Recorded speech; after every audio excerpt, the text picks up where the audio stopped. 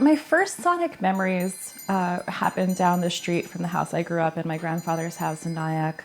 There's a Russian Orthodox church about 2.5 blocks away around the corner, and they had a bell tower and they would ring bells. And the way the bell's sonic envelope works, I think, is the thing that has always driven me to sound.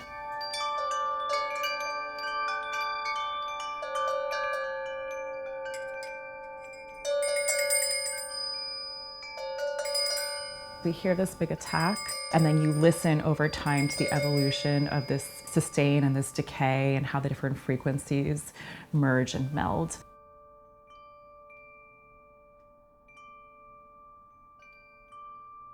And so when I get started with a project, I try to kind of sit around and I play with sound, be it recordings, existing recordings I'm making, playing the piano, getting my fiddle out and doodling around on there, and really having this sound box until I find a couple of sonic seeds that I think are going to set me off on a path, and then I start to grow those and see how they relate to each other.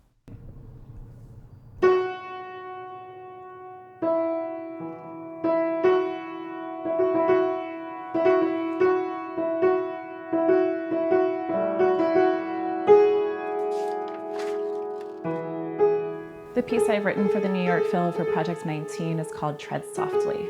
The title comes from a Yeats poem, The Cloths of Heaven, and the last line of the poem reads, "Tread softly because you tread on my dreams." So when I found out about this fantastic commission, I decided to dig a little bit into the history of the women's suffragette movement. But what I thought was really interesting about this was how much progress was made, and that you would have these upward waves and then would be shut down and shut down and shut down. And I was thinking, oh, that's what Yeats is talking about, having these dreams and having them constantly thwarted.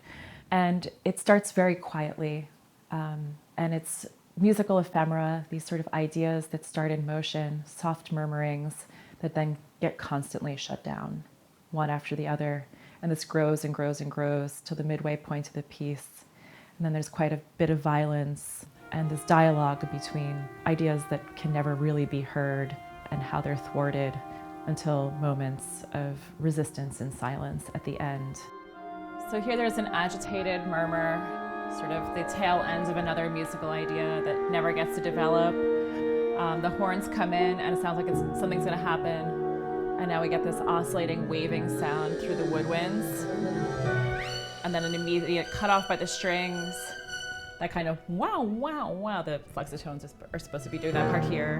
And then a new build-up. We're like, okay, it's finally gonna go somewhere and unwind.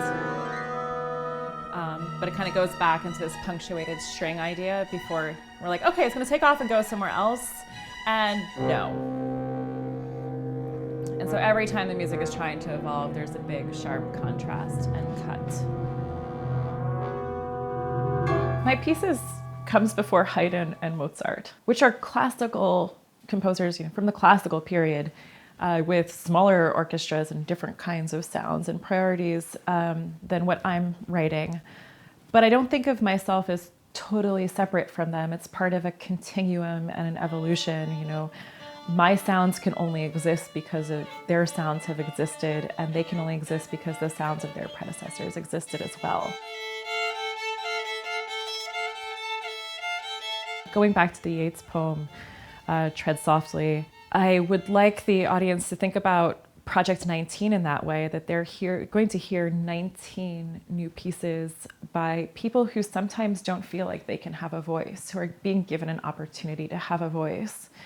And for audiences, once again, to tread softly about this living art and not to dismiss it, because these are our dreams, and if they're not tread upon, then they might live and blossom into other people's dreams. And I think by the New York Phil commissioning all of this repertoire, and there are several other orchestras who are doing similar initiatives, there's going to be a body of work that other orchestras are going to look to and know, okay, this music is there and it is safe for us to do it because it's real and it's good.